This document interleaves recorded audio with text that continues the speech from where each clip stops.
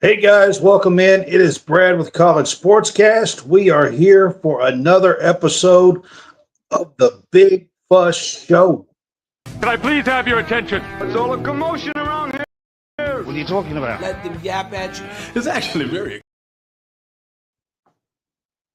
What's up, guys? It's Brad with College SportsCast. I've got John Hammonds on here with me. What is up, John Hammonds? What's up, man? Man, it has been one busy day. That's all I got to say. Trying to throw this together at the last minute, but we are here to do the Big Fuss Show, and we appreciate you guys. So before we get started here, man, I just want to say if you're on Facebook with us, we appreciate you. We hope that you enjoy this, enjoy our episode, enjoy the fuss, and you can help support us by sending stars or by subscribing for just 99 cents a month. Also, if you are on Facebook with us, please like and follow. Also subscribe, 99 cents a month. If you are on YouTube with us, please like and subscribe.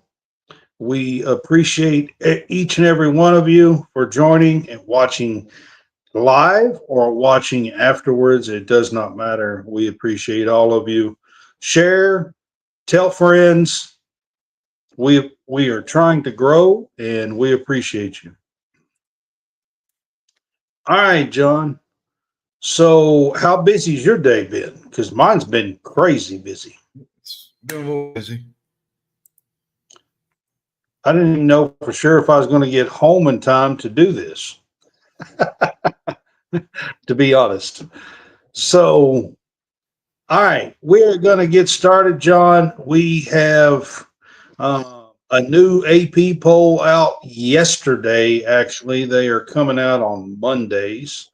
But we have a new AP poll out, John, and I am going to let you kind of run through the new weekly AP poll. Yeah. Number one was Ohio State with 57 votes. Penn State got 5 at number 2. LSU at 3 got 2 first-place votes. And Oregon at 4 got 1 first-place vote. 5 was Miami. 6 was Georgia. 7 was Texas. 8 was Notre Dame. 9 was Illinois. 10, Florida State. 11 was South Carolina. 12 was Clemson. 13 was Oklahoma.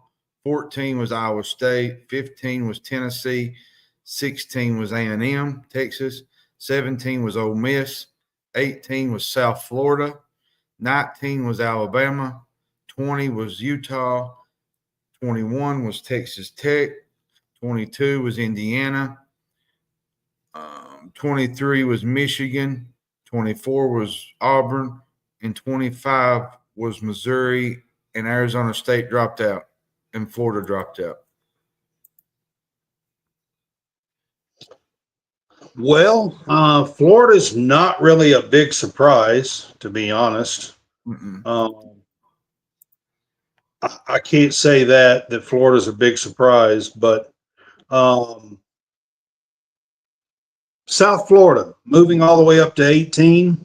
Yeah, I mean, was that a surprise or a no? They beat 2 ranked teams. What do you think? not really. I mean, you look at, week 1, they dominated Boise State. They're not only the group of 5 team, but they're probably playing as good as anyone in the country. This is a very good team. They got offensive explosion. The biggest shock to me has been their defense. Todd Orlando, the defensive coordinator, is really, really good. South Florida's fast. They're disruptive. I want to tell you, man, Florida is in trouble. with Billy Uh, Napier. yeah, And I, and we'll I get to said that that for sure, I but said that's that for late sure. last year, so we'll talk a little bit more about that later in the show. So Yeah, man, they're in some trouble probably there. So and I'll say um, this to add on South Florida, they have a trip to Miami next week. this, this week, yeah. If they could pull off this and possibly win their conference, they got a shot to go to the playoffs. Oh yeah, very easily. I mean, 2 ranked wins to start the year, and then you play number 5 Miami this week. So I mean, hell, you got your shot. To be honest with you, You do. So hats off to the Bulls so far. Um, you know, 2 games in, I mean, you beat 2 ranked teams and going to Miami, so you've got your chance. That's for sure. Yeah. Georgia fell 2 spots in the poll. Was you surprised by Yeah, that? not really. I mean, they struggled with Austin P, but to be fair, there was a lot of weather involved.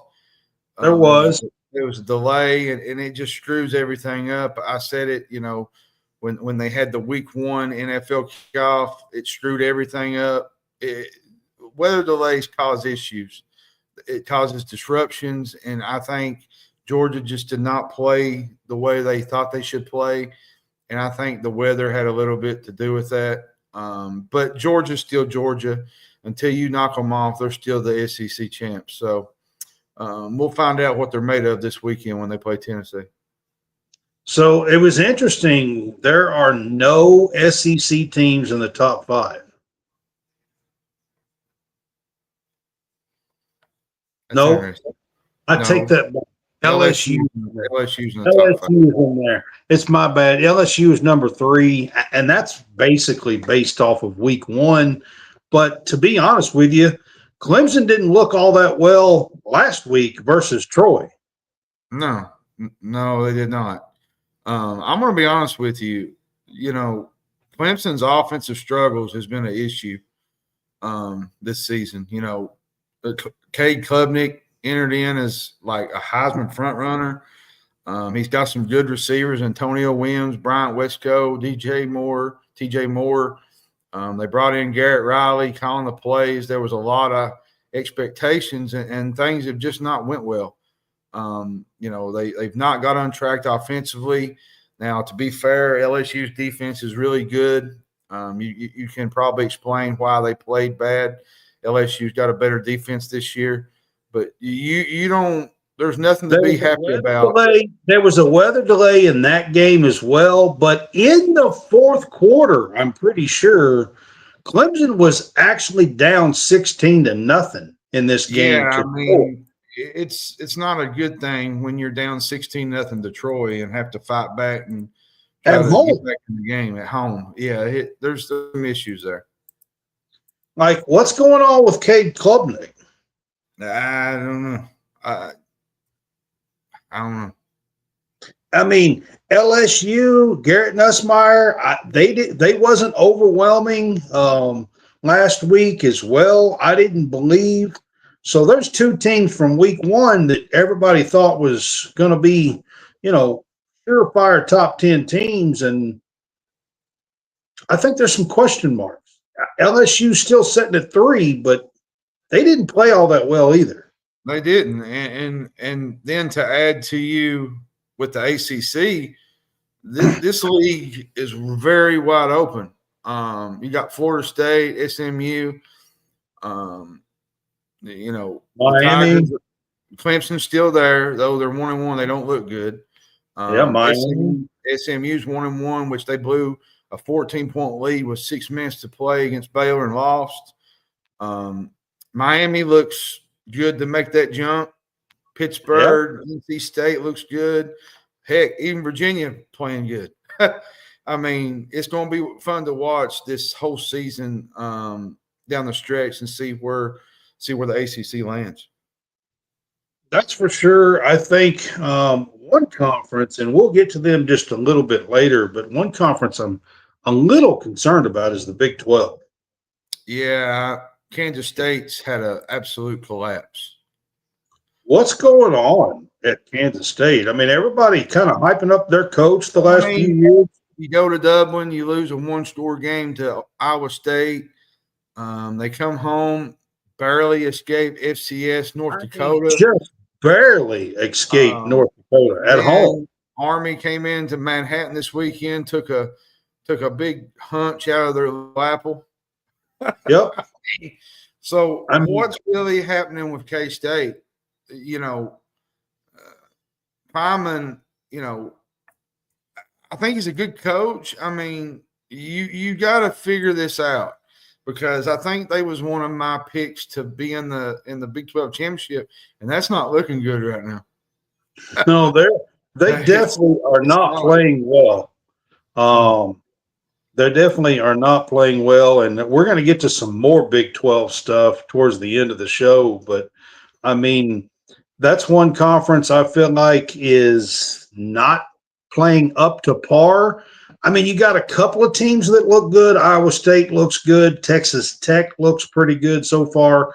But to be honest, Tech really hasn't played anybody much. No. You know, so I mean, they're putting a crap ton of points on the board, but they're beating nobody 63-3. You know, I mean, so we'll see when they really start playing somebody. But the two teams that really kind of look good are those two. I'm actually going to give you a team that I thought looked really good Saturday was Illinois. There was, you know, I thought that game, John, started out kind of slow. It was a close game at halftime. I think it was like a 14-13 game at halftime. Yeah.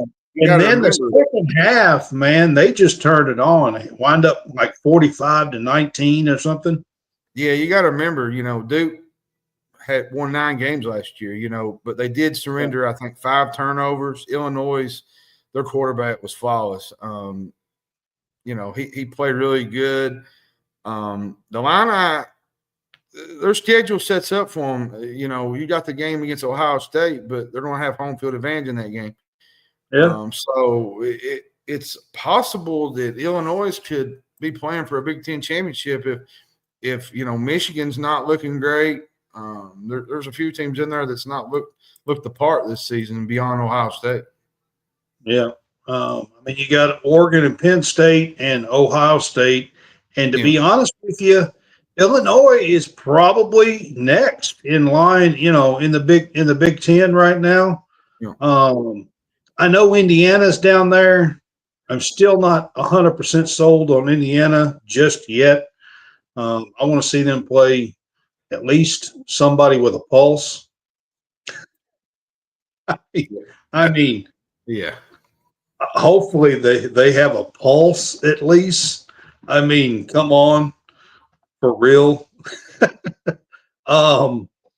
I'll tell you a game that was very entertaining on Saturday, John. I thought the Virginia-NC State game was really, really entertaining. I watched a lot of that game on Saturday, and that game was really entertaining. It was back and forth.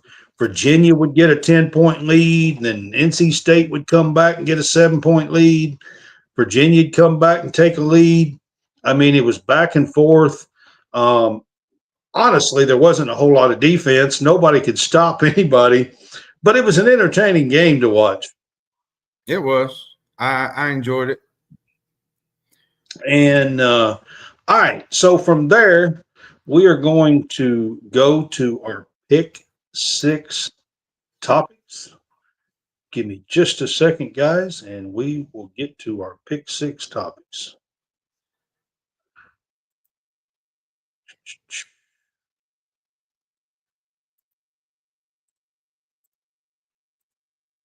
All right, on the bottom of the screen, you will see the pick 6 segment.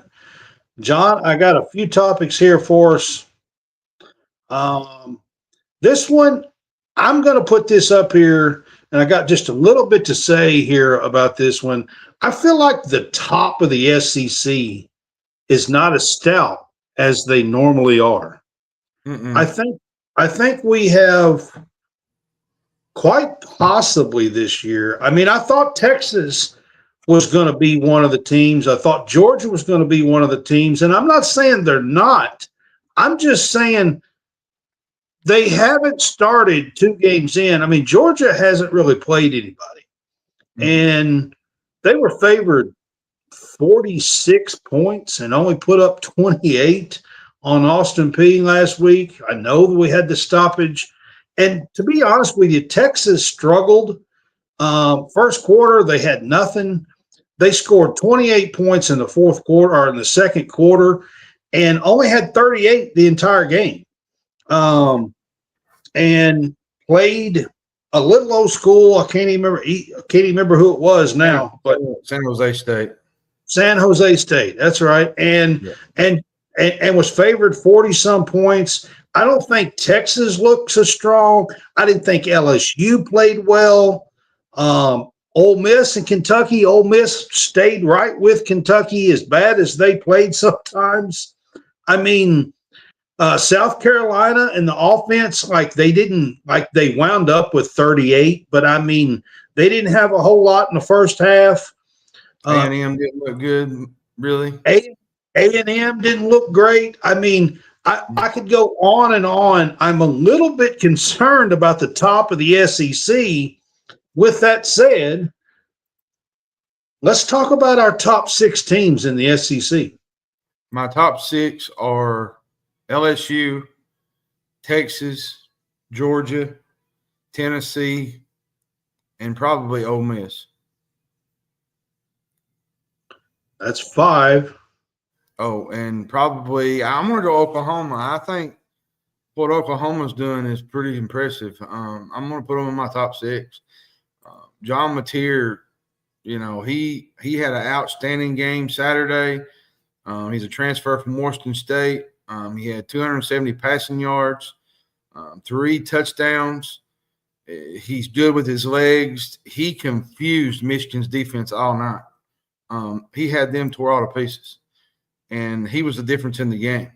I thought Deion Burks looked really good. A former Purdue transfer, he was a really good target for him. I think he had a 100-yard game. So put Oklahoma in the 6th spot for me.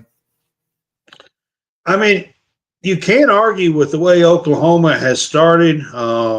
We won't find out a whole lot this week. They play Temple this week in week 3. Oklahoma does.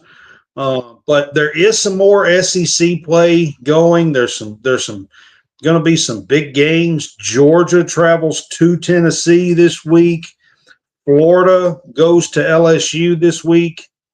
You also have Vandy going to South Carolina as well this week.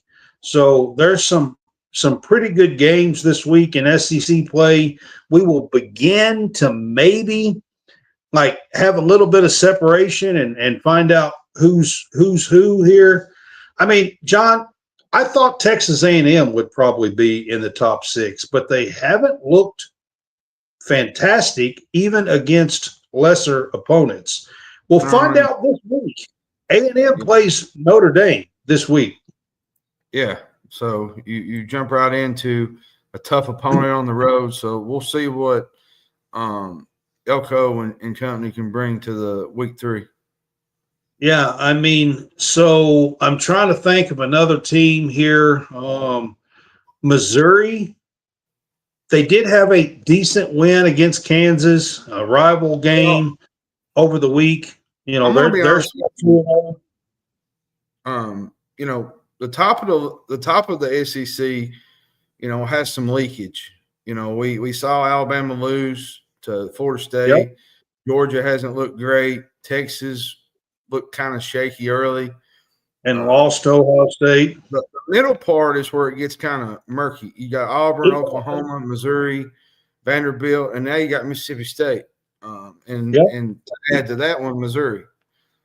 So we could see. Oh, it's really stout from the middle up for sure.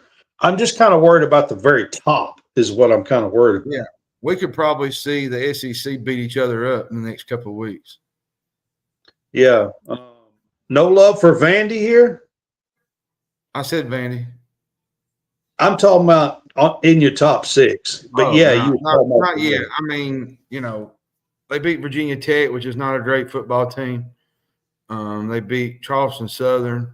They did. Virginia Tech was on the road, and they wound up beating them 44-20. I mean, that's a pretty good spanking on the road. Is. To be fair, Virginia Tech's not great. But then again, Vanderbilt has much improved. So we'll find out Saturday when they play South Carolina.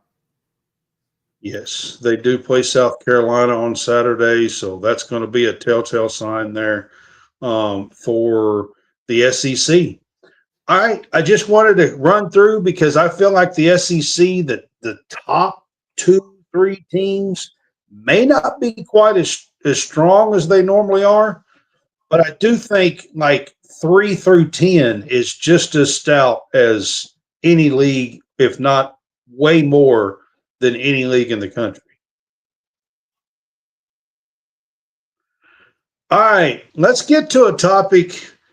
We're only week 2 in, John, in college football, but man, there was some real bad, ugly stinkers going on last week in college football, to be quite honest with you. Let me start with this one. Top coaches on the hot seat after week 2. And John, let's start. I know everybody wants to talk about Billy Napier here first, but man, what happened to Mike Gundy and the Oklahoma State Cowboys? I don't know, man. I feel like they're just hung over from last year. I thought he was a man. I mean, I'm a man. Remember that thing? I was like, what happened to him? Yeah, like Oregon hung 69 on the Cowboys. And they only had 3 points. 69-3. And they had a touchdown called back. At one point, there was 75 on the board. I think you got to consider that if they have another winless conference record, I think this seals his doom. I mean, he's been there, 21 years? Something like that? Yeah. Maybe I can't remember. It's something like that. But last year was horrible. They ended with a 9-game losing streak. Oregon whipped them this weekend. His job security is in trouble. I mean, seriously, the way they look Saturday, John, and I'm being dead serious when I say this, I'm beginning to wonder if they are trying to get out of being a Power 4 conference team. Well, and to knock it off, they opened the conference slate against Baylor, who just knocked off SMU. I mean, it don't get any easier for him. I mean, what in the world? I scratched my head last year for real like this. I mean, with the running back, they had Ollie Gordon last year and should have been good and just had a terrible season. And then to start the season out, listen, I know you're playing Oregon, all right? I know Oregon has a great team. I know Dan Lanning has put together and spent a lot of money. Gundy was talking about all the money that they have spent on their team. Well, guess what, Mike Gundy? You're a Power 4 conference too. Welcome to the new world. You, Mike Gundy, can do the same damn thing. I don't understand. I feel like there's ways there's ways of losing to a top 10 opponent, right? But there's no way you can justify what happened Saturday. They gave up touchdowns on 2 of the Ducks' first 3 plays. I mean, they surrendered, I think, 500 yards in the first half. How bad can it get? Lord have mercy. I mean, I would have been waving the white flag. I'm going to name you another one that I think's on the hot seat is Brent Pry from Virginia Tech. He better start getting some wins or he won't make it to the end of the year. They have Old Dominion and Wofford these next two, there's a lot of pressure on Brent Pry. Yeah, You know, I can agree with that. and then the other one, which we know all about, it's Billy Napier. Billy is just not on the hot seat for this game, but this next 4 weeks are probably going to make or break their year. You know, he goes to LSU. They play Miami. In Texas Miami, A&M, play Texas as they play Texas at home. To be fair, I just don't think he can afford any more losses. And when you face 3 top 10 ranked teams over the next 5 weeks, it's hard to imagine him surviving the year. To be honest. Listen, Florida has a fan base that is used to winning. They have a school and an administration that is used to winning. And when I say winning, I'm not talking about going 8-4. I'm talking about 10, 11 wins, 12, competing for SEC championships, national titles, college football playoffs, what is now the college football playoffs. I mean, this 500 football that's been going on at Florida, I'm actually kind of surprised that it's lasted this long, to be honest. I'm actually going to tell you something that really confused me Saturday. There was so many self-inflicted moments, but the final drive is what got me. I think they got the ball back with 2 minutes? And all they had to do was run clock. He called 2 pass plays, 2 passes in 3 plays. The announcers were even like, why are they throwing the ball? Then South Florida got the ball back, and I think the Florida lineman spit in one of the he done his Jalen Carter impersonation. Yeah. And, you know, that whole game was screwy from the beginning. You know, I think that drive you're talking about, I think they took 19 seconds off the clock or something like that. They did. Something like that. And I want to tell you, they had the lead, and all they had to do was get a first down to run the clock out. I mean, they had to get a first down, eat some timeouts, and stuff like that. They didn't even force them to use their timeouts. They still had 2 timeouts when they got the ball. Now, look, later here on a topic, we're going to talk about some other boneheaded stuff, but I'm going to tell you right now, man, when you have a lead with 2 minutes and 30 some seconds to go, and the other team's got 2 timeouts and the 2-minute timeout,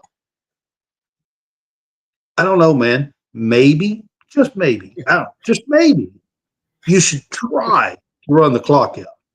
Yeah. Make them use their timeouts. Maybe. I mean, I don't know. Maybe. I mean, and I'm going to tell you another coach that I think's on the hot seat, but his buyout's ridiculous, and that's Mark Stoops.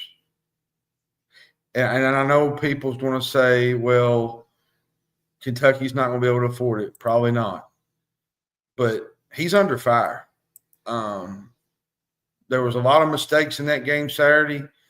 You know, I was really appalled by what Sean McDonough said right before halftime. He said, these are the kind of things that if you're on the hot seat, they get you fired. Yeah. These late game problems, they was down 17-13.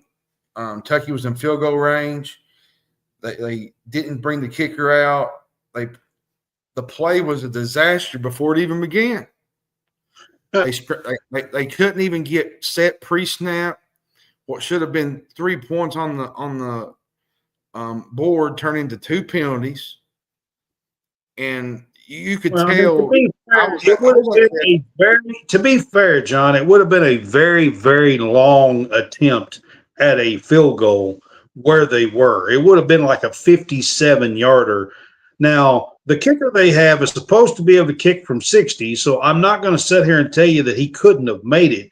But, I mean, there's no guarantee that he would have made a field goal at that point. But, however, saying all that, so come to find out, they have the earpiece in the helmet for the quarterbacks.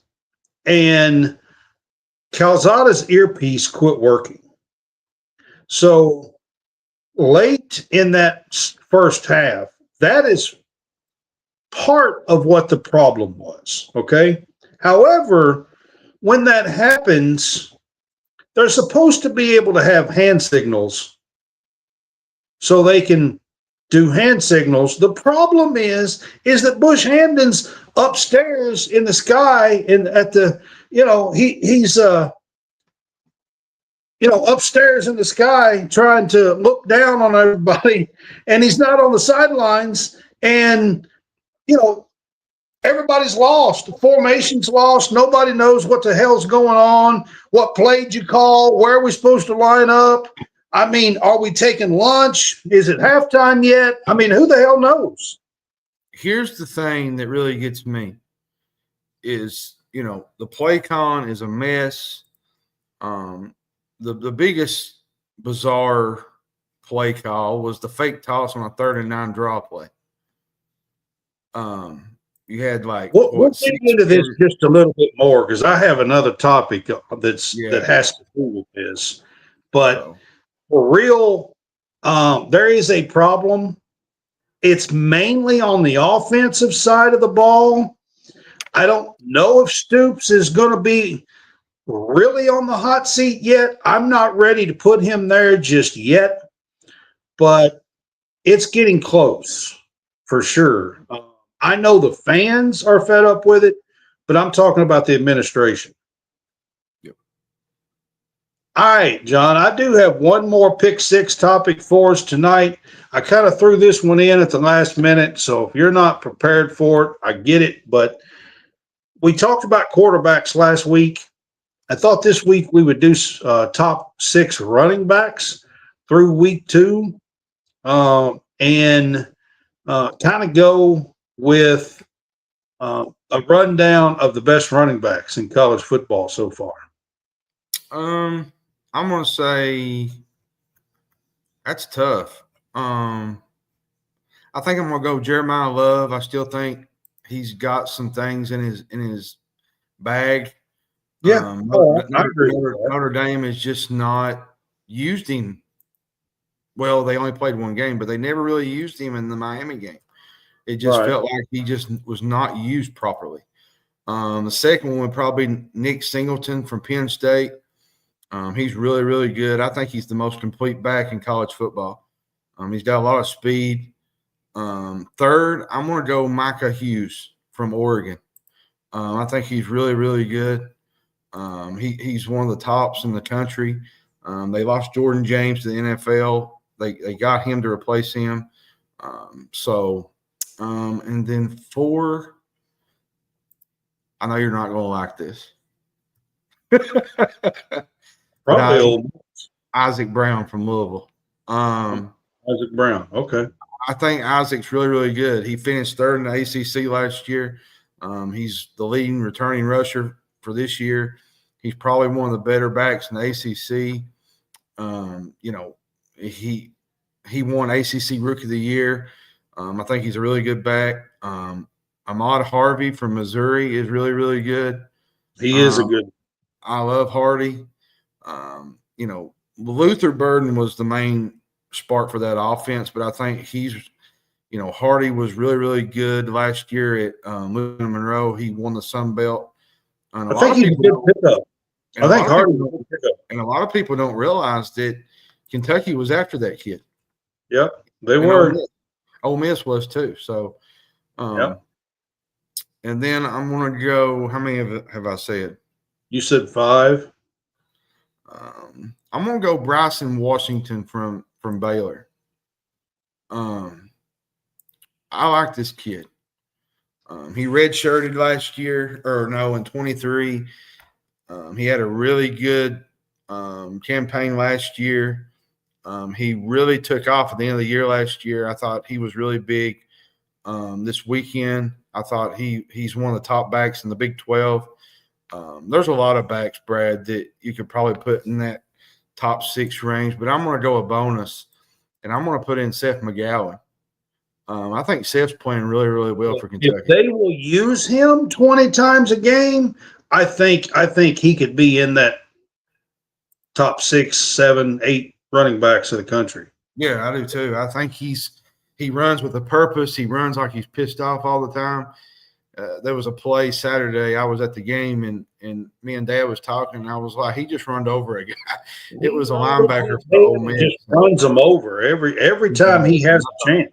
I thought, my goodness, man, this ride runs possessed. But the Ole Miss running back, they picked up a guy that was really good. I think Lacey's really good. Lacey's a good one too. Yeah, he's really, really good. So on to you now. Give me your top backs. I mean, I think Lacey should probably be in there, to be honest with you. I'm not going to go through a list, just add a few names. I really like Lacey. I was going to mention McGowan, but now Seth McGowan with Kentucky, he has to get the carries. I mean, he's kind of splitting time with Dante Dowdell. It seems like both are getting about 10 or 12 carries a game, something like that so far. And I think that, somewhere it might be 15 a game for each one on an average after 2 games. But I think if McGowan gets a 2/3 share of the carries for Kentucky, I think he definitely could be up there.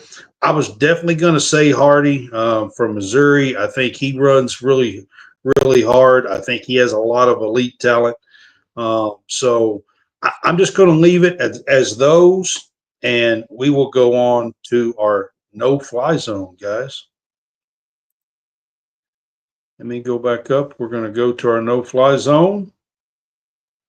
And I have 3 topics on our no-fly zone.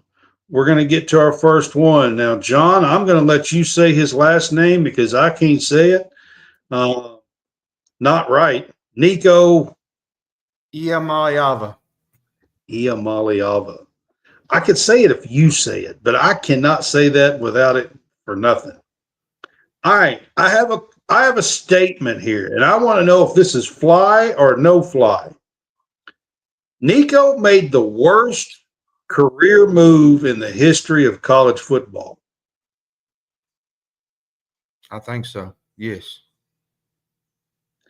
Is there anybody else that you can think of that went from one place to another that is just severely damaged his career? I mean, you look at the whole picture, UCLA looks lost. And I'm afraid, Brad, it might be too late. That hot seat's warming up real quick for Deshaun Foster. You look at Joey Aguilar.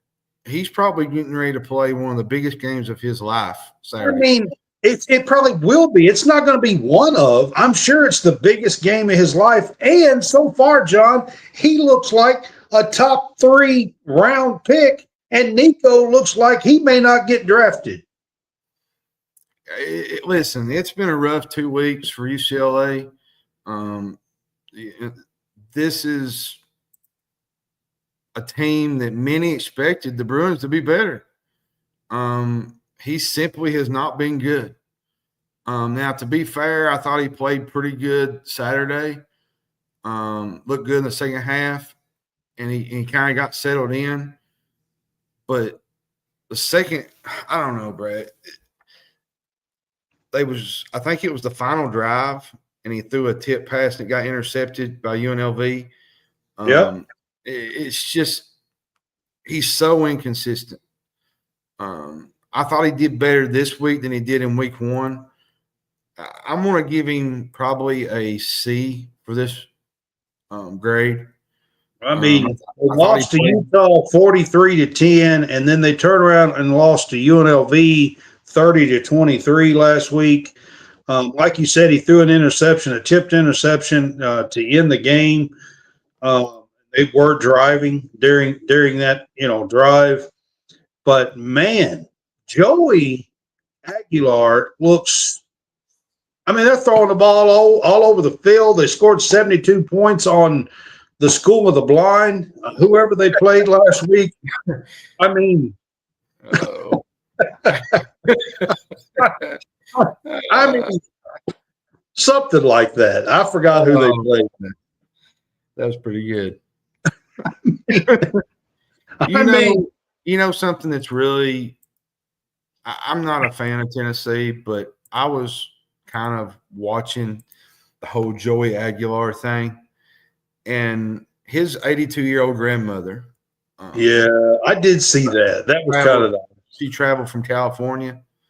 I think it said she was 86, wasn't it? I think she was 82. 82. They was teaching her how to the Rocky Top song. Oh God. Yeah, she's I thought it was a perfectly good moment. I was like, I seen some of it and I thought, oh, that's nice. I didn't know he was teaching her the darn Rocky Top song. I think there were like 12 members of the family there. I think his mother was there, his grandmother. They sat in the end zone for his first game.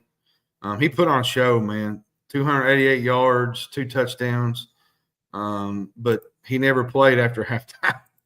It was he sat pretty much the second half. So big game this weekend for him. I think absolutely. Tennessee and Georgia is going to be a big one. But to go back to what we were saying with like Nico Iamaleava, I just think Nico is just going to have to face the music.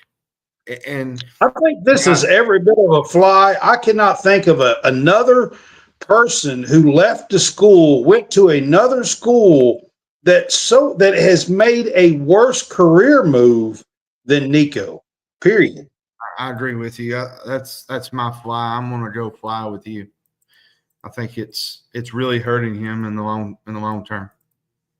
Like, man, he's got to get out of UCLA. I'm serious. All right, John, this is the one we were going to talk about here. Bush Hamden and the first half for the Kentucky offense. Now, my question is this.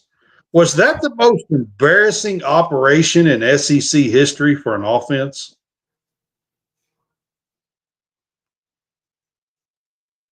I would say so. I mean, you got Sean McDonough and and the whole ABC, ESPN crew just like calling you out play by play. I mean, this wasn't a one-time thing. This was like 3 or 4 plays in a row. It was like a play-by-play watching it on the TV. John was actually at the game, so he wasn't watching it live on TV. I'm telling you, I was sitting in my living room by myself and I was embarrassed.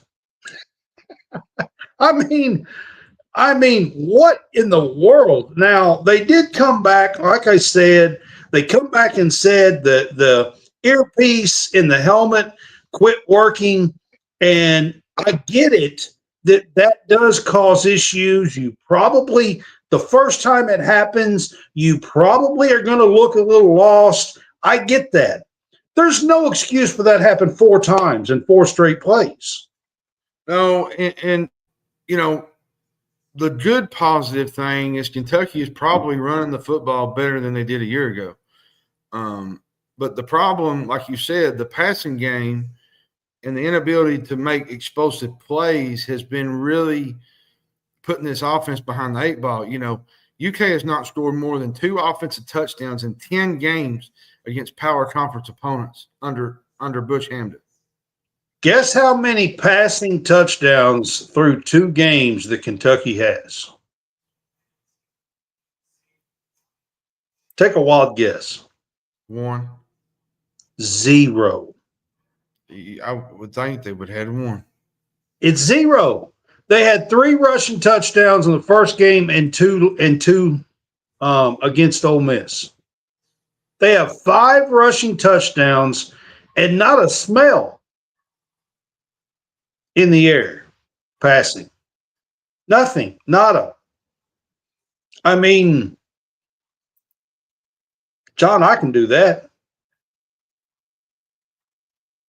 And I'm 50. I mean, like, it's really sad. And I've been talking about this. I've been talking about this on our show since Will Levis left, okay?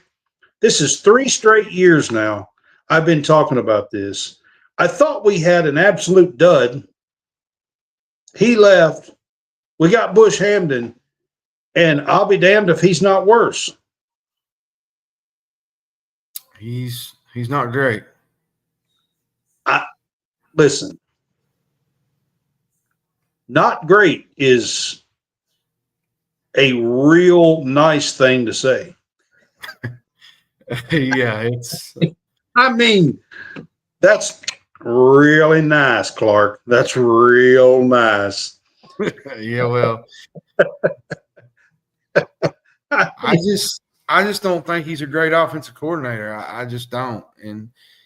And Stoops, to me, is hitching his wagon to Bush Hamden, win or lose. To me, that's setting yourself up for failure. And you know, the thing about it is he's also hitching his job to this guy. Yeah. And John, you talked about the 3rd and 8 quarterback draw, okay? But I want to dig into that just a little bit deeper, okay? Because here's my issue with it, okay? He was asked about that play after the game, okay? Bush Hamden was in the press conference. Or I don't know if it's in the press conference, but by the press, he was asked about it, okay? And his response was, well, we ran that play because I was considering that a 2 down. We had already determined that we were going to go for it on 4th down. I have an issue with that because I have talked about this last night on our Wildcat Weekly show, how bad those decisions were to go for it on 4th down in field goal position, down 7. It didn't happen once, it happened twice. One of those he was asked about, they run a 1 or 2 yard pickup quarterback draw with Cutter Boley, who had just come in the darn game, all right, on a 3rd and 8 and picked up next to nothing. Had 4th and 7 on this play, all right? 4th and 7, they were at the 27-yard line. They have a kicker, again, that supposedly can kick 60-yard field goals. All right? I'm not sure the time before that they had a 4th and 7 or a 4th and 8 at the 20. It would have been a 37-yard field goal. They did the exact same thing, and I don't understand if Bush Hamden is the guy making that call and not Mark Stoops, then Bush Hamden is the guy to get rid of and the guy to not be there. Because I feel like the entire game on Saturday evening that Mark Stoops was pissed off and surprised at just how inept the offense was on the side. You had the constant substitution. You had the 3 timeouts where they couldn't get proper personnel lined up. Then they had the one before halftime where they couldn't get set, and they had an ineligible receiver when the official said that one of the receivers didn't line up probably before the snap. And then the other problem that I have is we're taking too much time on the play clock. Every time. It gets down to 5, 4, 3, 2, 1, and fans were screaming in the stands to get Snap the ball. Snap the freaking ball. It's ridiculous. Like, so I'm going to be honest with you. There probably has been some times where there's been an embarrassment, especially when the earpieces and the mics go out and stuff and the helmets. I mean, I'm not going to say that this is the most embarrassing, but watching it and listening to the play-by-play of it, of the ESPN on ABC on ESPN broadcasting crew. Yeah, it was a little embarrassing. It's pretty bad. That's all I'm saying. Yep. It's pretty bad. This was a fly for me. Maybe it's a fly. Yeah, it's a fly for me. All right, John, I'm going to move on to the Big 12. The Big 12, I said it off the top of the show. There's a couple of teams that still look like they could be really good teams. Arizona State took a loss at Mississippi State. Mississippi State was picked dead last in the SEC. I'm not saying that's where they're going to finish, but that's where they were picked preseason. You got Iowa State and Texas Tech that still look pretty good. Iowa State looks really good, to be quite honest with you. Texas Tech, like I said, really hasn't played anybody. Outside of them two teams, if them two teams falter, will the Big 12 winner have at least 4 losses? Most likely. You probably want to have a team like Utah, maybe a team like Arizona State, probably maybe even Baylor. I thought they had the most impressive win this week. BYU maybe still, I'm not sure, but TCU possibly. I thought they looked really good against North Carolina. Kansas, I don't know about them. They looked really good early, and they just lost everything. I don't know what happened down the stretch. It was up 21-6 and just completely faltered. Then you got Colorado, which is Ryan Staub. Lord have mercy. He's going to a third-string quarterback, Deion Sanders. in the second game. In the second game of the year. So, I don't know, man. Hey, did you see he's going to start him on Saturday? Yeah, Staub. He's starting him. So, I don't know, man. And then you got the bad teams, Oklahoma State, and then you had – I hate to bring this up. They fell off a cliff. I know my boy Ryan's watching this tonight. West Virginia, Saturday. That was embarrassing at Ohio. Absolutely embarrassing. I'm going to tell you right now, they might be wanting Neil Brown back for too long. I don't know. That was just – I'll just leave it at that. That was embarrassing. To be frank, just not a good effort. I still think Arizona State is the top dog in there, but they're going to have to fix some issues.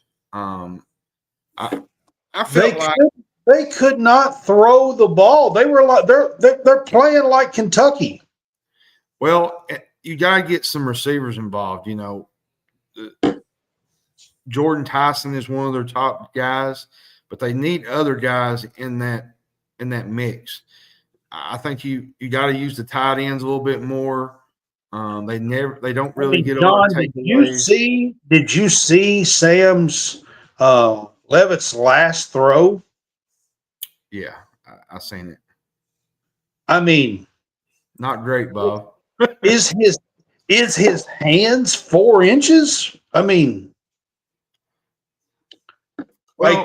And I'll say this: I does felt he like have half a hand or what?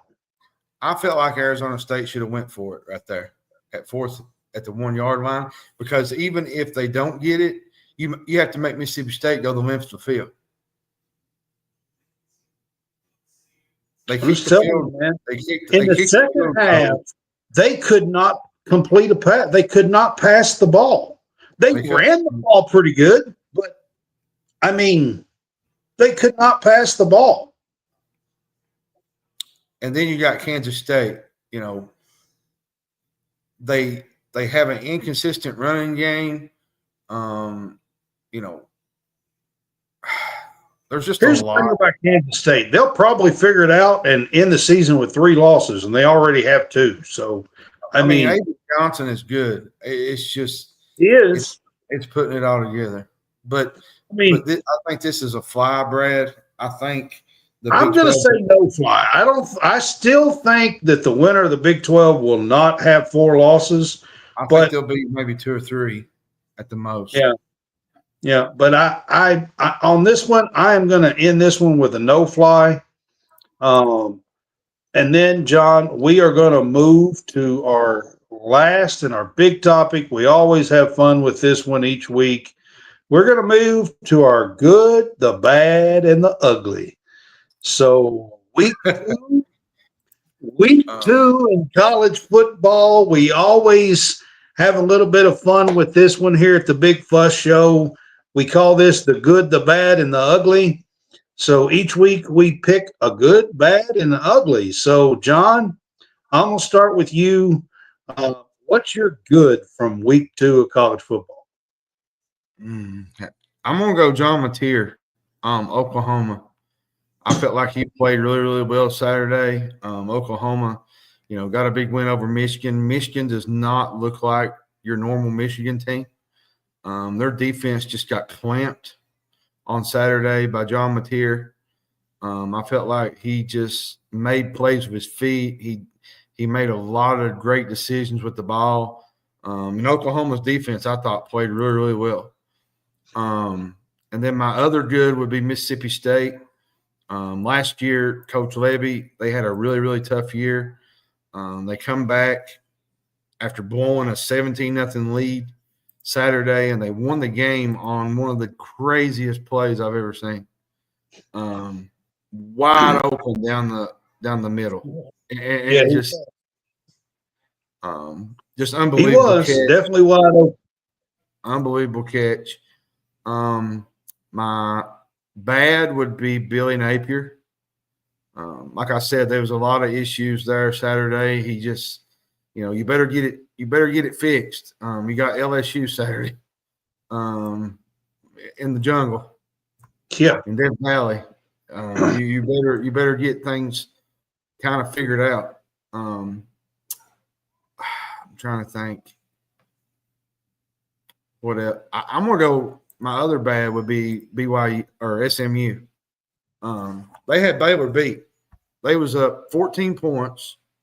SMU had moved the ball all day long. It just felt like the game was over. When you score 45 points, you should win a game. You do. I don't think it keeps them from a college football playoff, but it's difficult though. You got Miami and Clemson still waiting in the wings on their schedule. So that's my bad. My 2 bads. My ugly. I'm gonna go 2 here. West Virginia. There was a lot of excitement with Rich Rodriguez. It's lasted probably 20 minutes. They got outgained by Ohio. Outgained. Not Ohio State, guys. Ohio, yes. Yeah. Parker Navarro, he was the quarterback for a while. He played really, really well Saturday. Oklahoma State was the other one. Oh, my God. How bad can it get in Stillwater? 69-3. And Brad made a good point. We was joking about it Saturday. He said they got put in front of a firing squad. Telling you, man, somebody needs to put them out of their misery. That was about as sorry as a performance that I've seen in quite some time. It was really bad. And I'm gonna go one more bad to finish mine off. You mean ugly? No, well, yeah, maybe ugly and bad is Michigan. That was an ugly performance. And I've watched Michigan the last 2 to 3 years, and that is not your normal Michigan team. Their quarterback play, Bryce Underwood, they have a different coach. I mean, I think you're going to find that a lot. don't get me wrong. I think Bryce Underwood's going to be really, really good. I think just with time, he's a freshman. There's just a lot to work with there. But their defense is usually spot on. But Mateer ate them alive. One of the best defense in the country. But Mateer is a good quarterback too, and he's a good quarterback. Yes. So that's all for mine. And well, I'll add another ugly real quick. Louisiana Monroe. That was. Don't get me wrong. Alabama needed a bounce back game. They needed a really big bounce back game. But my God, 73 of them. That they could have scored 90 points, and he let up. Yeah. Oh, yeah. I mean, they took Simpson out and everything. I mean, early. Yeah. I mean, that was bad.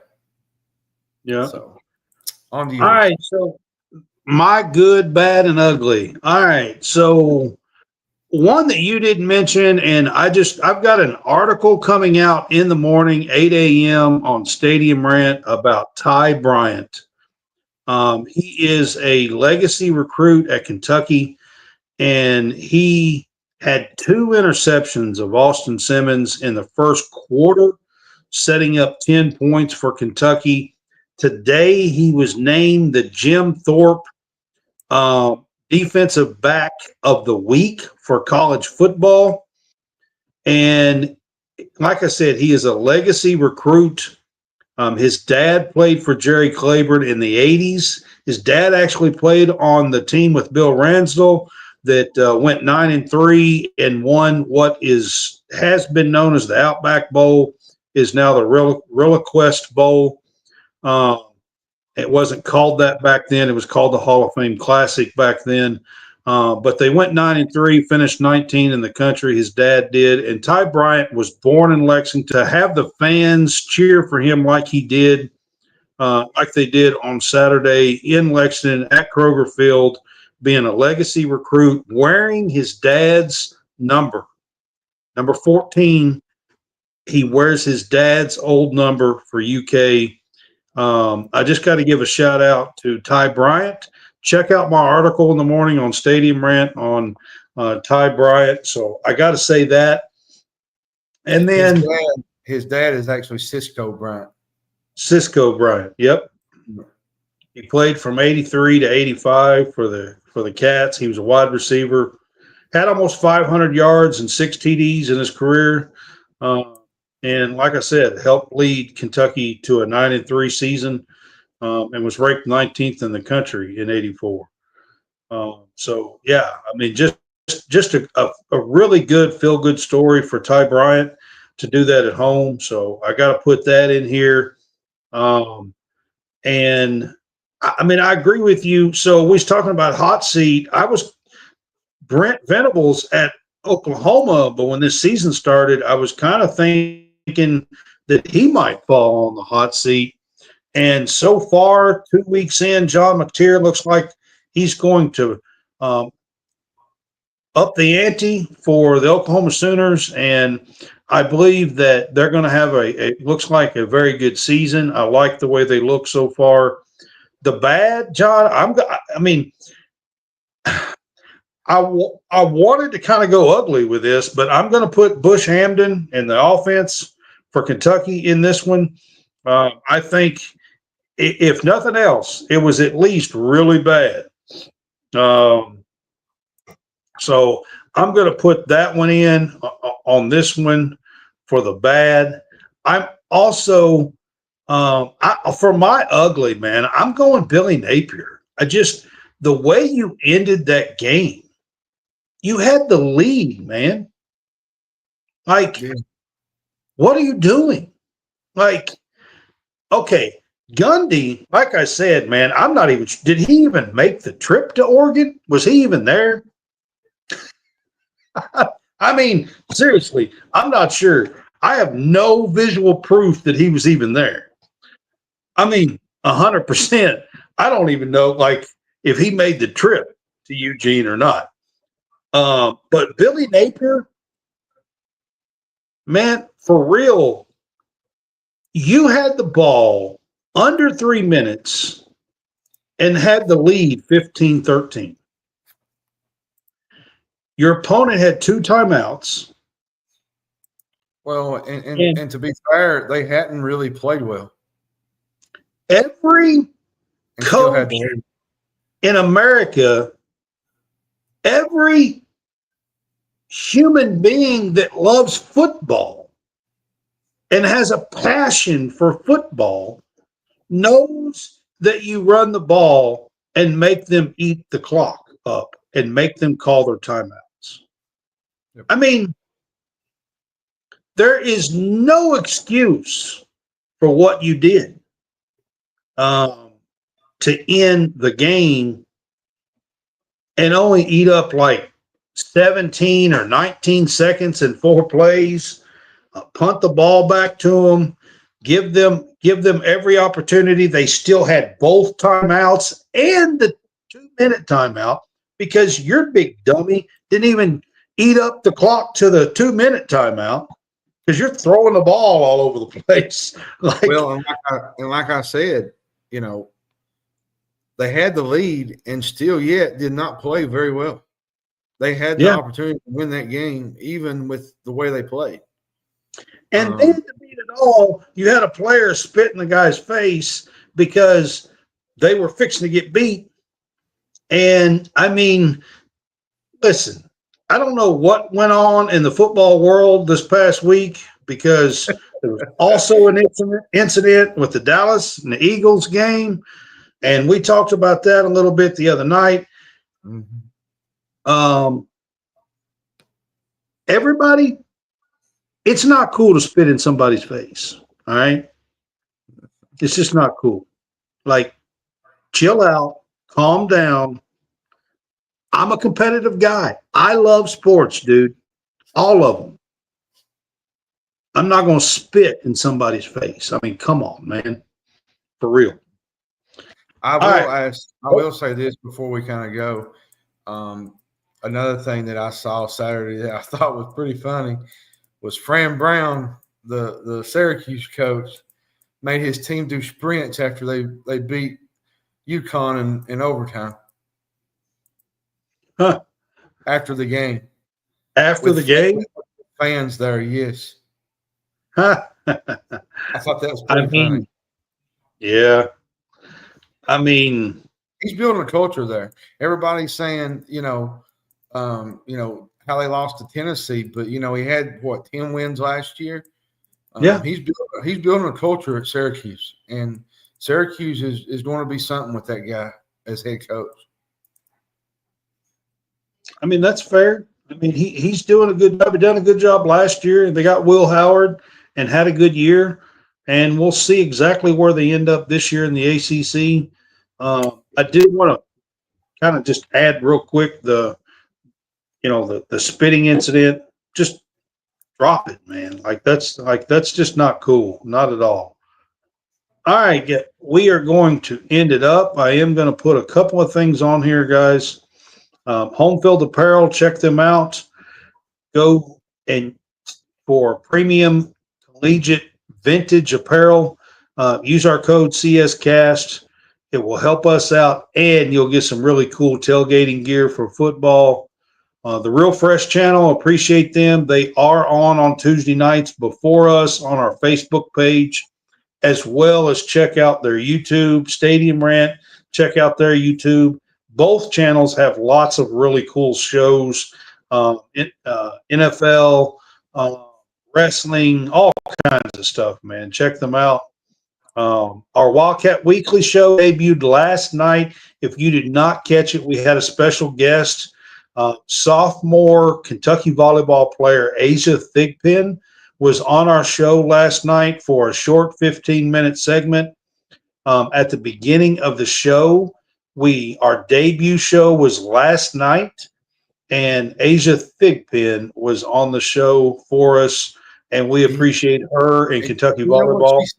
Do you know what she said when she first came on? Are you going to get more players to come on the show? I thought that was pretty neat. I was like, yeah, that's the plan. Yeah, that's the plan. That's good. Yeah. I was like, heck yeah, let's go. All right. So Bird's Eye View is helping with photos. Having said that, the photos that are going to be in the new Ty Bryant article in the morning are both the one for the cover and the one in the article are both from Eric Bird and Bird's Eye View. So we appreciate him helping us with our Kentucky coverage this year. And thank you to Susan Lax and Kentucky football for allowing us to cover the game Saturday. I kind of wanted to throw that in there because Brad's getting a chance to go. Hopefully we get to go to more. But thank you, Susan Lax, for letting us be a part of the Kentucky football media this weekend. An opportunity for Kentucky to really, get some kinks worked out. All right. Find an offense.